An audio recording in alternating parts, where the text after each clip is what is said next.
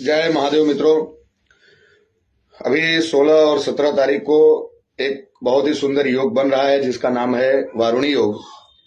और यह 3 प्रकार का होता है, एक वारुणी, एक महावारुणी और एक महामहावारुणी। यह योग बहुत ही फलदायी है, हर वर्ष नहीं आता, अनेक वर्षों में कभी ऐसा संयोग बनता है, तब उस संयोग के कारण यह योग निर्मित होता है। तो अभी जो बनने जा रहा है 16-17 तारीख को वह वारुणी योग है।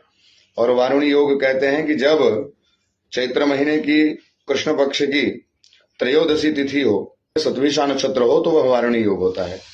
इस योग की बहुत महिमा है। इस योग में यदि हम गंगा आदि तीर्थों में स्नान करें और इस योग के अंदर यदि शिव का पूजन करें, शास्त्रों ने तो करोड़ों शब्द प्रयोग किया है, लेकिन मैं 1 करोड़ की संज्ञा देता हूं कि 1 करोड़ सूर्य ग्रहण में किए गए जब तब स्नान आदि का पुण्य प्राप्त हो जाता है। तो यहाँ पर ध्यान देने वाली बात यह है कि शास्त्र कहते हैं कि यदि सूर्य ग्रहण लगा हो और उस सूर्य ग्रहण के दौरान यदि हम गंगा आदि तीर्थों में स्नान कर लें, उस सूर्य ग्रहण के दौरान अगर हम भगवान शिव के मंत्रों का जप कर लें तो वह 1 करोड़ यज्ञ के पुण्य फल के बराबर होता है, एक सूर्य ग्रहण में किया गया स्नान और जप। यहाँ पर शास्त्र कहते हैं कि वारुणी योग के अंदर स्नान और जप तप कर लिया जाए तो वह 1 करोड़ सूर्य ग्रहण के समान फलदायी हो जाता है। तो बहुत ही उत्तम दिन है।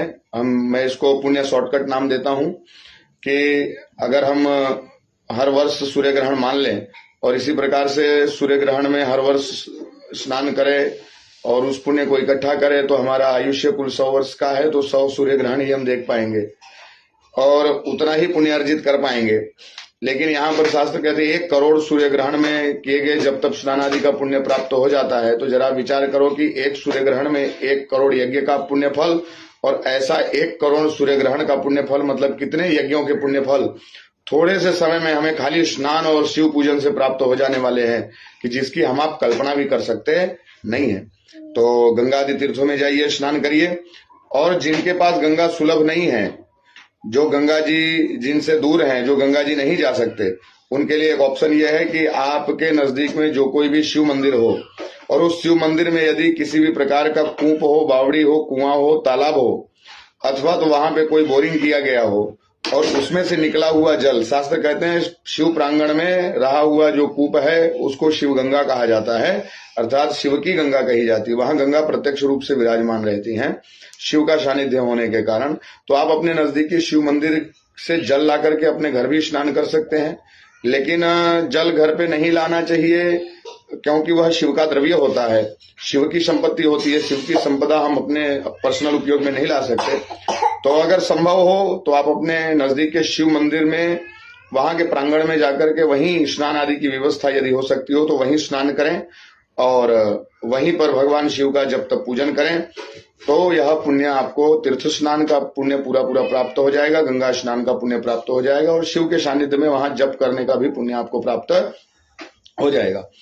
दूसरा इसका समय क्या है, तो 16 तारीख को सुबह 6:30 बजे के बाद से लेकर के 17 तारीख तक सुबह 6:09 10 मिनट तक यह समय प्राप्त होता है। जो सायंकाल में किया गया 16 तारीख का स्नान और 17 तारीख को 6 बजे के पहले किया गया स्नान ही वारुणी स्नान माना जाएगा। और विशेषतः ब्रह्म मुहूर्त में 17 तारीख को यदि 6 बजे के पहले स्नान किया जाए तो वह उत्तम से उत्तम होगा।